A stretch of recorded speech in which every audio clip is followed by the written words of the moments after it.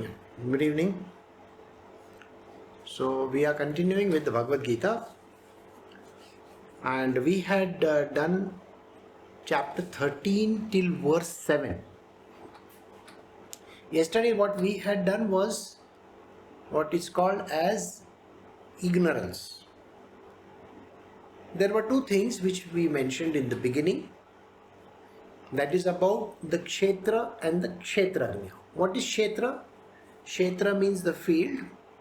Kshetragnya means the knower of the field. So, Kshetra can mean our body, any created object in this world. So, right from the beginning of time, from the part where the unmanifest became manifest. So, anything that is a manifest domain is called the Kshetra because it is created, it is there. Now, who knows this? Who is the maker? Who is it that gets this whole thing together from unmanifest to manifest? This entity who is dreaming of this universe and all its different stuff that is going on. We discussed about the evolutes of this universe right from the beginning of time, starting from the elements to the ego, so on and so forth, and we covered right up to the final one, which is called the Kshetra with its evolutes, and then we had begun what is called as knowledge. How do you gain knowledge? How do you know God? When I say knowledge, we are not talking about the mundane knowledge that is available in this world. No, we are not talking about getting a degree, post-graduation or whatever that you can become great in some field or whatever it is. We are not talking about that at all. We are talking about the knowledge about the divine. Who is this God? How do I reach him? Krishna says he is the Kshetragnya. That means the knower of the field. So I got to know the knower of the field, isn't it? So this is where we had stopped yesterday. So today we will continue from verse 8 onwards. We are doing Srimad Bhagavad Gita chapter 13 verse 8.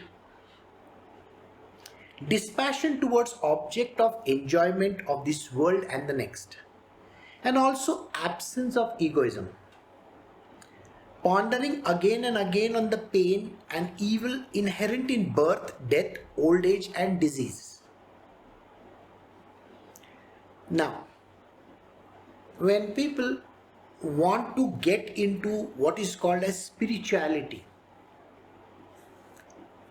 the word spiritual has got spirit as the first part of it. Knowing the spirit, we have to know and understand who is the spirit or what is the spirit, because the understanding is it's not there. So I have to know the spirit. People ask this question, why do I need to know spirituality? Is it important in my life? To them, my answer has always been, it is not important. If you want to eat, drink, sleep, enjoy, if you have desires, fulfill those desires.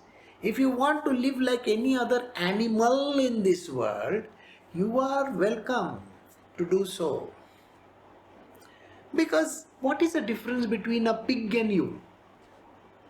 Or an average a bird, animal, fish.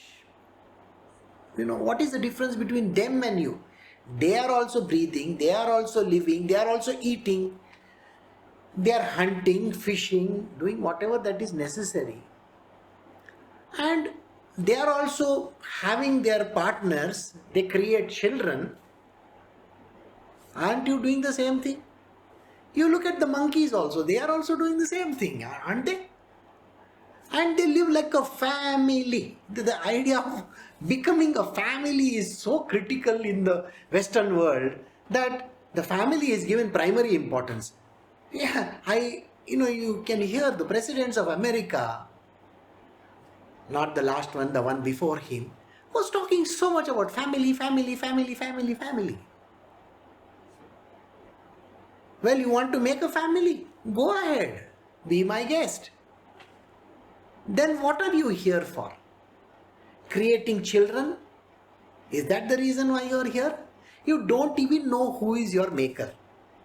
You don't have any clue about why you are here in this world. You only think that yes, I have to earn my living, I have to study, then I have to earn my living, I have to get married, I have to settle down, I have to have children, I have to build a house, I have to buy property, stuff like that, I have to buy cars and all kinds of things. And finally, I have to die.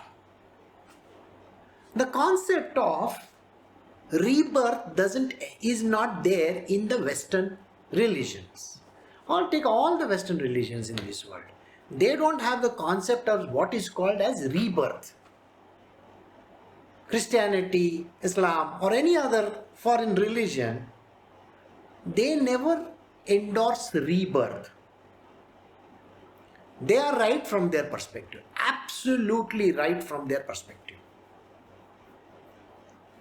You are not going to be born in the same body again.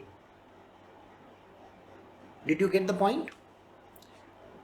So naturally, there is no rebirth for the body. It is simple. Your body is destroyed. See, they bury the dead. We burn the dead. So at the time of death, naturally you are leaving the body. But where is the idea of return? They don't have an idea of return. They believe that there is a heaven or a hell and you have to go through all your motions. There is a purgatory also. Everything is there. Now you consider yourself as God Almighty. Let us take this as an example. Think of yourself. If you are the God, if a person has murdered 20 people, do you think a bodiless person, remember, that person who is going to purgatory and to hell or whichever place, he is not having a body. When you don't have a body, physical body, how are you going to feel the pain? You are not going to feel the pain. You are not going to get upset, angry. You can't burn a ghost. Can you burn a ghost? You can't. You can't torture a spirit. You can't, put nails in his body or fry him in deep or, hot burning oil. What nonsense is that? The spirit, or which they call as the soul, do you think soul has the idea of understanding pain? So this idea itself doesn't exist, because remember, the body was buried on earth. Everybody who cannot be born again, so they are buried or they are burnt or do whatever you can do. They cannot take that body and go anywhere. So the physical experience of pain or hurt or anger or whatever is there only in that body, not in any other thing. We have done that. So there the lacuna can be seen. So if a man has gone and molested 100 women, what kind of punishment do you want him to have? I would like to ask every woman in this world, what punishment should a person get? Sending him to jail is a punishment? Are you going to get back whatever you have lost? No way. No way. The years and years of misery that a woman may undergo because she has been molested or whatever has happened, do you think that Sending that person to 15 years or 20 years in jail or 70 years in jail is going to fulfill that? It doesn't. Even after death, even after he dies, he may be put in some chamber in some hot oil or God knows what all things that they can do. Still, he will not experience anything. So that means there is no justice. What justice is there? So there is no justice. In the Sanatan Dharma, this is the thing which is not missing. We have a system of rebirths, and the rebirth need not be in the body which you are talking about. It's not a physical human body. It can be a body of an animal, a bird, or whatever you want to feel like. Isn't that what Krishna talks about? You can take a body of a worm. Perfect. And then you can be tortured. You can be put through the same problem which you have caused others. Or you could be born again as a human being. That is why rebirth and karma is such an important, thing which is missing in other religions of this world. Karma is very important because it is equalization. Every woman in this world will say, yes, I want this karma, for a very simple reason. Because there has to be equalization. You cannot have a scale in the hand of God with blindfolded and saying that, okay, now the matter is settled. You can't settle any matters. Now we come to the critical point. The critical point is called rebirths. I hope you understood why I was so much harping on rebirths. Rebirths are important so that you can repay back whatever wrong you have done to whomsoever you have done, because all those people will be reborn again and again and again. Are they not talking about Jesus Christ coming back once again? Yes. So when there is a rebirth, there is going to be something which is very important, repayment. I have to repay the karma that I owe to somebody else. Now Krishna says these words. He says, there are pain and evil which are inherent in birth, death, old age and disease. Are you not going to go through those pain? Yes. The birth itself is a painful process, not only for the mother but for the child as well. Imagine being pushed out of the body, hanging upside down in the amniotic fluid. You are not even having that idea of breathing, eating, drinking or doing whatever. You are fed by the tubes. Think about it. Would you love to do this kind of a thing to yourself, torture yourself like this? But you have gone through this process at childbirth.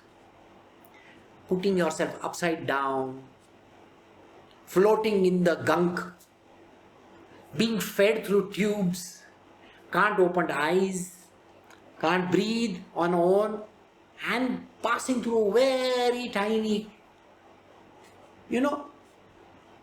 through the whole process of birth. It is so painful just to think about it. One day you can have an anxiety attack thinking that how you were born, oh my goodness gracious. Yeah. Just think about it. And you can have a crisis in your life. But haven't you gone through it? Rebirth. So many times. You may be born as a bird. You are in an egg. The egg cracked and then you grew. How much of a pain is that? Think of yourself as a worm, as an earthworm, a butterfly, an ant. So all these are called rebirths in different wombs. So the method of knowledge is so important. To know this subject is very important for all of you. Because if you do not wake up to this reality that you are going to be reborn again and again and again and going through torturous lifetimes, you are not going to get to know this idea called God. I want to know God so that I can be released from this cycle of rebirths. So the primary motivation for every human being should be, I don't want rebirths. So I have to know about all this subject. That is why a person who knows the subject is called a realized person. He's enlightened and he has gone through the process of getting this knowledge. Knower of truth. And that is the reason why this verse is so critical. It's so important for you. Dispassion towards object of enjoyment of this world and the next. Why do you need to enjoy all these material worldly things that are coming to you or which you are not even having? You know, even sleep is enjoyment. Having a relationship with someone is an enjoyment. Ownership of something could be anything. Even a tiniest of the object is also called passion for that object, enjoyment for that object. It can be anything. Even a sandwich you might have been enjoying, it is still there. Krishna is saying to Arjuna, he says, if you know what is dispassion, in this life, as well as the lives beyond, why are you trying to enjoy this life? You go through it as if you are supposed to go through it. A fish doesn't swim in water thinking, he's not thinking that he is going to die in the water. He lives in the water. Right? So like that, you live on this earth, go through the process, but don't get carried away with all the, passionate stuff around you. Passion doesn't last for long, And that is why Krishna says, dispassion towards object of enjoyment of this world and the next. So in this world, have dispassion. Go through the motions. Yes, you are eating an ice cream. Eat an ice cream. But don't try, wow, it's so great, it's so nice, it's so cold. It is cold, it is nice, it is enjoyable. Of course it is enjoyable. It's like that. It's the same thing which happens with a husband and a wife. Or a child who is having a toy in hand. He enjoys the toy for a moment, after that he chucks it away. You look at the cats. They are also enjoying. They are like a ball of fur, isn't it? And they are enjoying with some object in front of them. After that they forget the object and go away. What is important over here is, don't go through the process called passion in it. Passion means, I want it, I love it, I have to get it. What is this? I want it, I love it, I want to get it. It is anyway coming to you. See, it's like a passing station, if you are going in a fast train, there is a stations which are coming and going. Are you, oh, now this is coming, oh, now this is coming. You do that when you go to a hill station. When you are traveling through those small trains, in hill stations or wherever you go, you enjoy yourself, of course. In most of the European nations, South American and, wherever you go, big countries, where they have some fancy trains. Oh, you can see the dome, you can see right up like this, down at the side. You are enjoying. Sir, it is momentary. It's going to be there only for the 5, 10, 15, 20 minutes or 1 hour, 2 hours, as much time as you can think of. After that, it is gone, finished. Then what? Reality hits you. They call it reality check. What? That dome, the train which was passing by, it's gone. Finished. Finito. The rain comes. Wow, I enjoy the rain. The rain goes, summer comes. Ah, so hot, so hot, so hot. Winter comes. Ooh, it's so cold. Who cares? Why do you care so much for all these nonsense? What is Krishna saying? Become dispassionate. Just go through it. But don't get so carried away by it.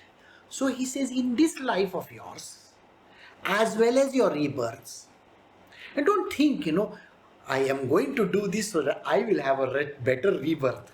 And this is what he's talking about. If you are going to plan for your next birth also, people do plan for that. I am sure you have heard of people. What do?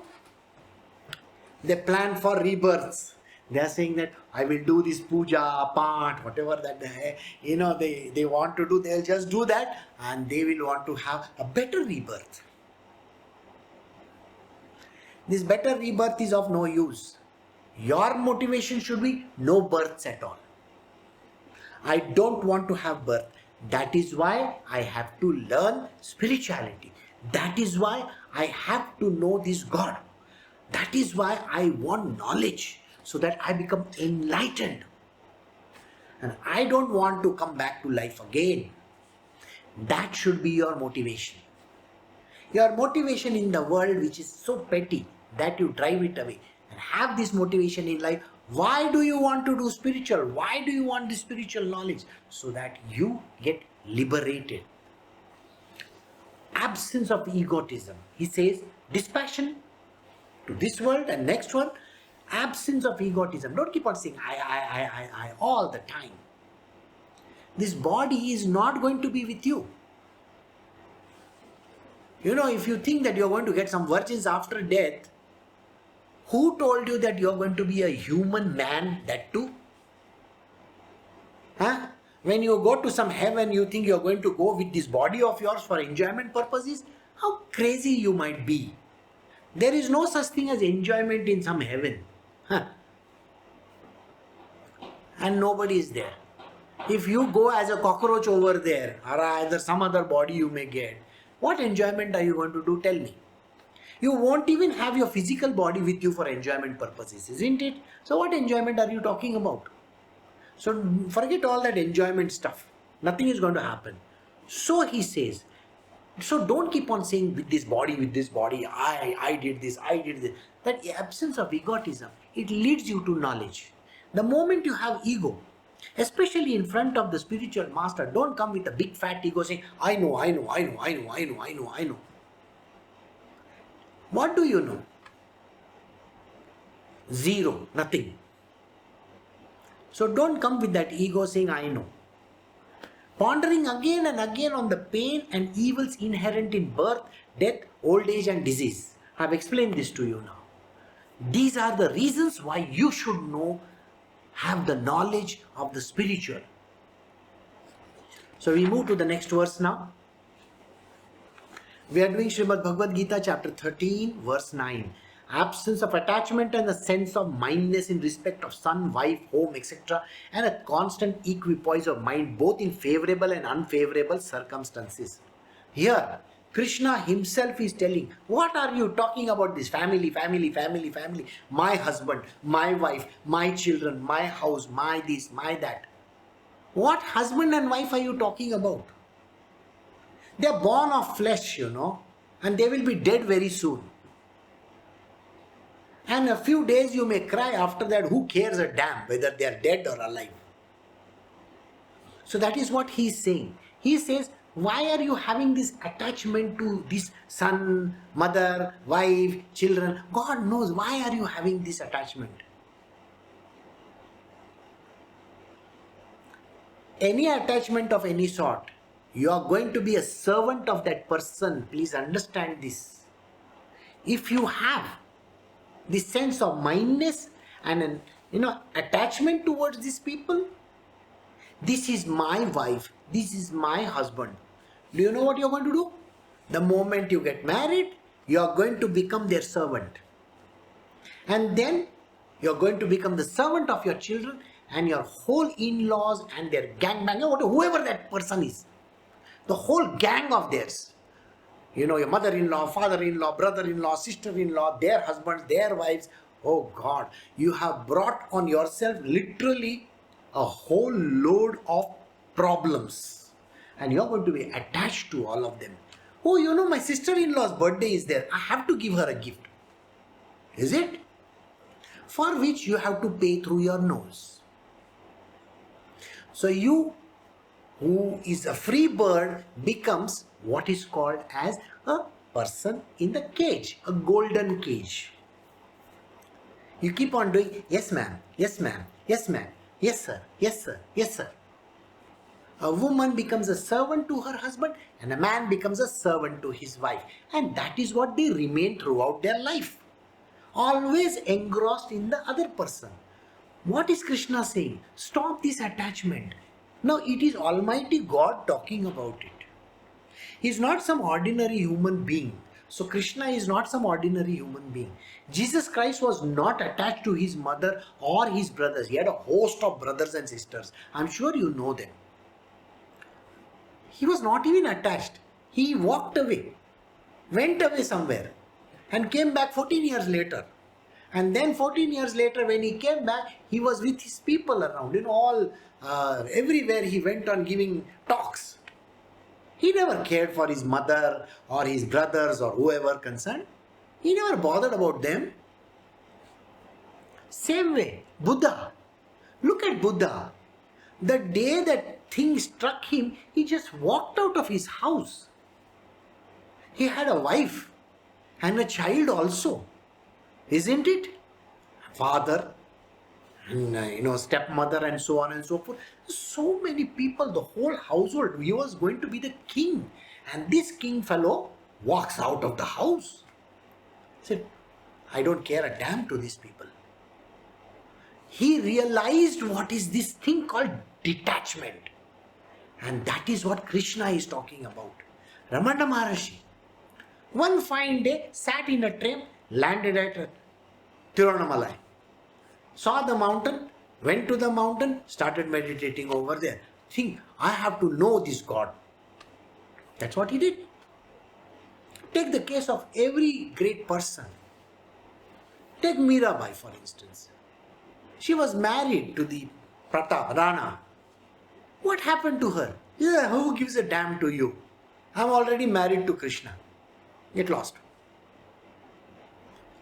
Dispassion, detachment. Detach yourself from these people. Otherwise, they are going to bite you. They are going to make your life miserable. These children that you think are yours, they're devils in disguise. They are going to eat your blood. You have to work for them like a donkey for many, many years so that you can give them good schooling, good education, good clothes, good life. You have to build a house for them. That is what you are going to do. Krishna is telling you very clearly, absence of attachment and this sense of mineness, my family, my children, my wife, in respect of son, wife, home, etc. If you think that this is your home, my property, my property, my property. You know how much of a pain a property is? You have to realize this. You are going to be saddled with it. Taxes, people who are willing to murder you to get your property. Even a simple gold chain, they will cut your throat to get it.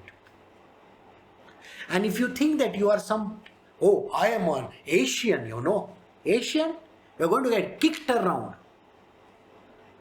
Because you are taking ownership of something.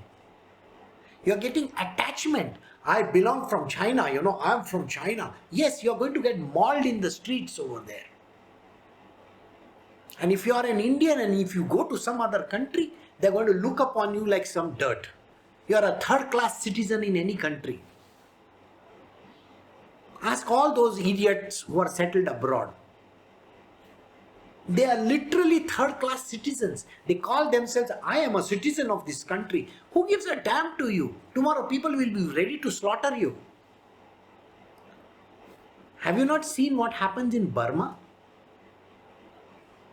They are trying to kick those people out. In Pakistan, there are people who are called Hindus. They were staying in that entire country before independence also. They were Christians. What is happening? Look at China. What are they doing to all those Muslims population over there? Are you not seeing all these things happening? So why are you taking the ownership of this kind of a thing? This is my house. Who cares? It's your house or what? The more this ownership, this attachment is happening, you are going to be the sufferer. So Krishna is telling you very clearly, don't you get into this. My house, my family, my children, my property, my this, my that. Don't even have that. Then you are going to be saddled with worries. My mother is sick, my father is sick, I have to take them to the hospital, I have to drive them down. You become a donkey. You are like an Uber driver for them. And then on top of it, these people will come and tell me, but they are telling me to do. Oh, who is they telling you to do? Krishna is not talking about them. Krishna is talking about you, my dear. Krishna says to you, not to your parents or your husband or your wife. He is not telling them. He is telling you. Why are you having attachment? Why is it important for you to do these things? If you bow down and if you have become a servant of theirs, you are going to remain the servant of theirs throughout your life. And here Krishna is saying, absence of attachment and the sense of mindness in respect of son, wife, home, etc. And constant equipoise of mind in favorable and unfavorable circumstances. There will be unfavorable circumstances. People will ask you this question. I have been asked millions of times. My own disciples have cursed me, have called me names. Oh, you are staying with your wife. Oh, you are attached to them. When I am telling them very clearly, I am not attached to anybody. But these are the same people who pointed fingers at me. And they said this. So I took a call. No, if this is what people think, then I will be away. I am going to be staying far. This is the truth. People will look at you and point fingers at you. So this, you should not get swayed by people or anybody, because your parents are going to blackmail you, your wife is going to blackmail you, your husband is going to blackmail you, your children are going to blackmail you. Dad, mom, where are you all going? Don't leave us like this in this world. But the same idiots, when they grow up, they will say, ha! They will talk like this about you. Those who have done the stories with me, there is a beautiful story which I did in the Uddhav Gita, which I am doing at the weekend, in which this man realizes the folly of having these attachments. I am sure if you have not listened to the satsang, go and listen to it. This is a great businessman. He has his wife, his children. And the wife and the children, one day, they were enjoying his property, his money that he was making. And naturally, he was a little, egoistic person. One day, his wife kicked him out. And his children said, get lost, Dad. Who the hell are you? I don't care about you. And he was left out in the open. And he wandered about. And he became a sage. Because that is the truth. That relationship with any person, any human being that you have, who's supposedly a relative by marriage or before marriage, by birth. Krishna is very clearly telling you, this is the verse where he says, don't get into this attachment with anybody. And this sense of mindness, these are my family, my wife, my children, don't have that. My parents. The parents are not yours. They have been given birth by God. You are also God's child. Your father and mother is only the divine Lord. And if anybody tries to blackmail you, don't get upset by it. Constant equipoise of mind is required. As a guru, as a spiritual master, my job is to train people, telling them, don't lose your self control. Have that equipoise. Let those people say whatever they want to. They are free to say. You don't say anything. It's not your call to talk bad about other people. They don't know, they don't understand. That is what Jesus said. Forgive them, Father, for they know not what they are doing. They don't understand. Your parents don't understand. Your wife, your children, your husband, whoever that you are related to, they don't understand. Do you understand? It is not about them. Get this point straight in your head. Krishna is not talking about them. They are allowed to do what they are doing because they are ignorant. They belong to the category of the Kshetra. You want to be a part of the Kshetragnya, it is your duty not to get upset and angry when people talk nonsense about you or they praise you. And there are going to be unfavorable circumstances. People are going to throw you out. They are going to tell you, you are a useless fellow, you are a worthless person. Don't you think I have gone through this? Every person in the family, forget about the family, people whom I don't even know, they also say, oh, ye chhod ke gaya. This fellow is run away. He's become some sadhu or sannyasi. Do I look like a sannyasi or a sadhu from any angle? Does Sri Krishna look like a sadhu or a sannyasi from any angle? Go see him. Sri Krishna is not a sadhu or a sannyasi. He doesn't do yoga. He doesn't do anything. He lives in this world completely detached. That is the truth about Sri Krishna. And this is what he's telling Arjuna. He says, absence of attachment. If you are going to be attached, you are going to become miserable to the core. Krishna, Krishna's own sister was married to him, Subhadra. Later on, he married 5 other women. Total 6 wives he had. If he was attached to someone, then he would be miserable to the core. That is what he was full of misery when Abhimanyu died. And the children, the 5 children died. They all look like Pandavas, isn't it? That is the misery which he went through. Krishna is detached. Krishna says, you have to be detached. Absence of attachment and the sense of mindness in respect of son, wife, home, etc. And a constant equipoise of mind. Constant equipoise of mind. You cannot get disturbed even for a moment. In mind, both in favorable and unfavorable circumstances. There are going to be favorable circumstances. There are going to be people who will say, you are such a great person. And there are going to be people who will say, you are the most miserable and the most, the worst kind of a person. Let them say what they want to. Why are you upset? Why are you angry? Constant equipoise is required at all points in time. Nothing should deter you. These are the words of Krishna. So we go to the next verse now. We are doing Srimad Bhagavad Gita chapter 13 verse 10. Unflinching devotion to me through exclusive attachment, living in secluded and holy places and finding no delight in the company of holy or worldly people. Unflinching devotion to me. You have to have unflinching devotion to me through exclusive attachment. Your attachment should be only to me. Krishna is clearly saying, do you want to become the Kshetragnya? I am the Kshetragnya. If I am the Kshetragnya, do you want to be with me or do you want to be with that person in the world who is going to be eating, drinking, sleeping, having children and then die? Do you want that or do you want me? If you want me, then have only single pointed devotion to me. Don't bother about the rest of the world. How I go through this world, you go through it. I am like a leaf, a lotus leaf. Doesn't have any water clinging to it. You will find the same thing. You should be detached in this world. Unflinching devotion to me. If you want to have this knowledge about the divine, have this unflinching devotion to me through exclusive attachment. Only exclusive attachment. One-on-one only. 1 + 1 only.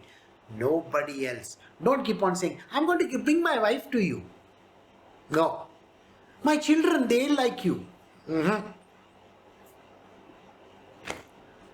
What wife, what children, what father, what mother, what husband, what wife, nothing. Don't carry about all these baggage with you, What? Samsonite?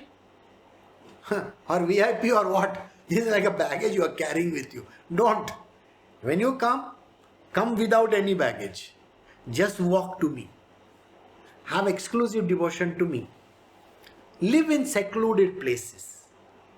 Live in secluded and holy places. Far away. So that you don't get disturbed at all. Stay in such a manner where nobody comes and goes. In this aspect, I have a devotee of mine. He stays so far away from all these people and hardly connects with anybody. Completely detached. He has to earn his living, he earns his living, stays over there just like that. And believe me, that is the way in which you have to be. You can't be involved with people and this and that. That is a burden on your head, on your society is putting a burden on you. So the idea of having a family and all that, it is such an utter nonsense. That is why when all these presidents and everybody says you got to have a family, I really laugh my head off. What nonsense is that person talking? That same person is writing biographies, giving lectures and now making millions. Where is he bothered about the world, this thing and that? He's not even bothered. Till the day he was president, he was fine. After that, who cares a damn? This is what happens. My family, my children, my this one. Now only money, my money, my money, my money. That's it. They are bothered about earning a living. This is the way how people are. Petty-minded. There is nothing called family and all that. So stay away from all this. Live in a secluded and a holy place. Finding no delight in the company of worldly people. Why do you find delight in the company of worldly people? Today in the morning I had to give a peace of mind to one of my devotees. I said, what is this every day? My family did this, my mother did this, my this one did that, and this one did that and that. What is it that you are doing? I am your spiritual guru. Talk to me about spirituality. Here you are talking about all the utter nonsense in the world. And that is something I don't tolerate, I don't really like, because it removes you away from spirituality. It makes you like a petty human being. And especially if you are a leader amongst people and you are talking about some person and something happening in somebody's life, what kind of a petty human being are you? This is why he says you should find no delight in the company of worldly people. But you should live in the worldly people also. But don't be attached to them. That is what the previous verse says. Don't get carried away by what people say. Who cares a damn? Just live like a lotus leaf maybe. Don't get attached to anything. And here, find no delight in the company of worldly people. Stay away from all these worldly people. The more the worldly people around you, the more they are going to talk about worldly matters. So I was telling, I said, see, even if we were to shift to some place and if there are 10 people coming over there to see me, they will be talking about what did you eat, what happened, my aunt did like this, my uncle did that.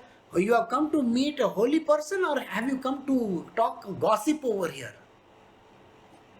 And here, this is the truth. It is not right to talk about all worldly issues. When you are in the presence of holy, you talk about holy things. Only those connected with the spiritual. You want to be that Kshetrajna, the one who is the Lord himself, then you talk about the Lord. That is what he says. Unflinching devotion to me through exclusive attachment. Only talk of me. Don't bother your head about other things. None of these other things should matter to you. Why are you getting involved in all these material worldly objects? Krishna is going to carry you on the palm of his hand and sail you through. Why bother your head about other people? Krishna himself will say, go do this. You do it perfectly. Don't come back saying, oh, I will do it tomorrow, day after tomorrow, and later and later. No, do it right there and then. That is called unflinching devotion. Devotion to God, devotion to Krishna. That is what it is all about. Strangely, to find a person like that is very difficult in this world. Unflinching devotion to Krishna alone. When person talks about material worldly issues and matters related to relatives, friends, this one, that one, mother, father, there is no single pointedness over there. Single pointedness means this is it. Now go to the next verse. We're doing Srimad Bhagavad Gita, chapter 13, verse 11. Constancy in self-knowledge and seeing God in the object as the object of true knowledge. All this is declared as knowledge, and what is contrary to this is called ignorance. Can you see the self in everything? See God in everything. That knowledge should be uniform. So suppose you have your mother, father, husband, wife, children, whoever that is there, your own bosses, the house or whatever. Don't be attached to it. Can you see God in that? Seeing God in everything and in oneself.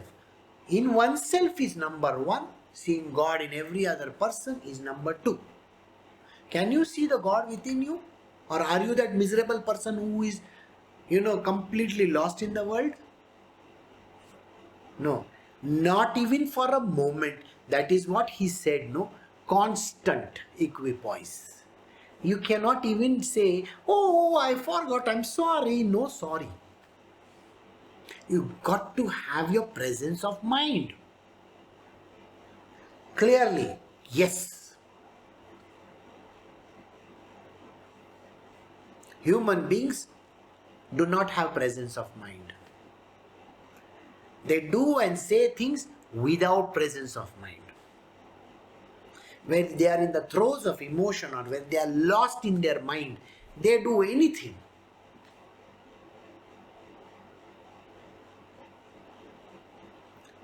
And that is the reason why human beings are petty. So here he says, when you want to rise on the path of spiritual, your knowledge about the self has to be constant, not one blip. One line, straight line. There should be no ups and downs. Oh, I forgot, now I am there. Now I am not there, now I am there. No. Constancy of knowledge is important. Constancy of self-knowledge and seeing God as the object of true knowledge. The ultimate thing is God Almighty. The true knowledge is about God. Other knowledge is worthless. Do you think Einstein is sitting with God and saying, oh, I'm going to teach you E is equal to mc square. You think he's going to... God is looking at him and saying, oh, what kind of an idiot I have sitting in front of me. God doesn't even bother about these kind of people. He says, I sent you on this earth like okay, go do something and come. You think he doesn't know? The divine Lord doesn't know all these equations? You think he doesn't know how this earth runs? He doesn't know how this universe works? He is the creator, he is the one who has sustained it, and he is the one who is going to destroy it. So why should you bother so much about it? So this is the truth. The self-knowledge has to be permanent in you. No shaking, no upsets. It has to be constant. And then, when you have the knowledge about God, when you know Krishna, see, knowing Krishna is so important. Many a times people dither. Is he not? Is he not? Is he not? Is he not? Krishna is not going to go with one, plaque over here saying, I am Krishna. He is not going to say any of those words. Krishna never does that. On the contrary, he will say, I don't know anything. Why? Because if, imagine the Lord himself coming over there, people will come with the big begging bowls. I want this, I want that. They are not going to come for Krishna. Here Krishna is talking only to Arjuna. And here in the satsang I am only talking to you. Listen to these words. Have this self-knowledge constantly and see God in the object. God is the only object of this knowledge. The only object of the knowledge. What is the thing? What is the knowledge that we are after? G-O-D. All this is declared as knowledge. And what is contrary is called ignorance. Anything else that you talk about, anything else that you speak about, if it is a knowledge of the mundane world, it is ignorance. This is Krishna's words. Now, we will do this verse 12, but we are going to stop at the verse 12 because it is about Sat and Asat. So let us do this verse. Begin it. We are doing Srimad Bhagavad Gita, chapter 13, verse 12. I shall speak to you at length about that which ought to be known, and knowing which one attains the supreme bliss, that supreme Brahma, who is the Lord of the two beginningless entities, Prakriti and Jiva, and is said to be neither Sat nor Asat, neither being nor non-being. It's a strange verse. So Krishna is telling Arjuna, he is saying to him, now I am going to give at length, that means a detailed explanation. The previous one, when he said that I am going to talk about the two things, which is knowledge and ignorance, he just said in 10 verses. In the 10 verses, just about 5, 6 or 7 verses were meant for that. But now he is going to talk in detail about what is to be known by you. What is it that you should know? In the material world, what is the important knowledge that you need to have constantly with you? People think, oh, I am an engineer, I am a doctor, I need to have the knowledge. Tomorrow, I will put you in Antarctica alone. What is the use of your knowledge? The whole world will be inundated with ice. What is the use of that knowledge about some great stuff in your life? You are an engineer, or you are a doctor, or whatever you are, or an IT person. What is the use? That knowledge is worthless. If I put you on an island, okay, what will you do?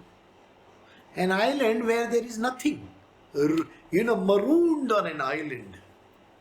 What will you do over there? You can't do anything. If I put you in the Amazonian jungles, you may be some great sheikhs, in your own life. You may be Neil deGrasse Tyson. Oh, I know the stars. Or you could be anybody. You could be Charles Darwin also. What is the point in being somebody like that? That is a material worldly knowledge you are talking about. That knowledge has zero value. Do you think Noah and all these forefathers, do you think they said, oh, I know science? What is science going to do? Nothing. Ask a beggar who begs for food. Do you think astronomy and all these great subjects, science, physics, chemistry, engineering, technology, do you think that is useful to that man? He is only bothered about having a meal. Look at the homeless people. Do you think anything matters to them? Doesn't matter to them. There are great scientists who go away into the jungles and stay over there. What does it matter to them? Nothing. Because if you are put in this kind of a position, marooned on an island, all your knowledge is of no use. Which knowledge is useful? That is what you have to know. He says, I will speak to you length about that which is ought to be known. You should know this. And knowing which, you will attain the supreme bliss. By knowing this knowledge, when it comes to you about the divine Lord Himself, that knowledge will put you in supreme blissful state. Satchidananda. Just to know that knowledge itself. Then there is freedom. Freedom from all these attachments in the material world. You will become dispassionate about everything. There is nothing which can attract you. Nothing in this world can attract you. You will become detached from all these family members, friends, relatives, your house, properties, everything. You are going to be detached. You say, what is the use of all these properties and human beings that are there in the... They are torturous people. They are completely, they make my life miserable. I don't want to be with them. Detach from them. And discriminate. Discriminate what is real and what is unreal. Only God is real, rest everything is unreal. That was the last verse where he says, all this is declared as knowledge and everything else is contrary, which is called ignorance. Knowing God is absolutely pure knowledge. Rest everything is dross, is useless. So don't bother about it. He says, you have to know the Supreme Brahma.